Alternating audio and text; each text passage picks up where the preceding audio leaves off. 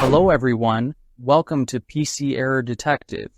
Today, we're going to show you how to see if my PC can run Windows 10 and guide you through the simple steps to check your system compatibility.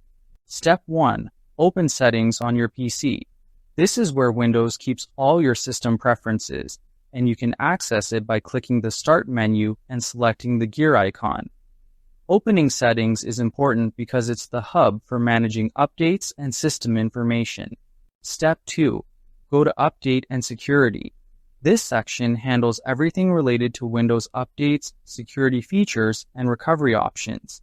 Checking here ensures you are looking in the right place for your system's upgrade options.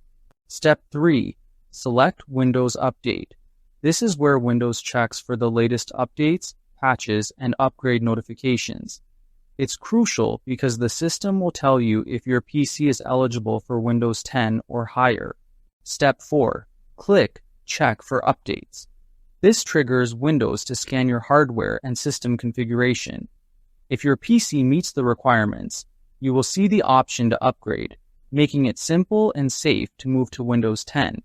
Thank you for watching, and don't forget to subscribe to PC Error Detective for more helpful guides.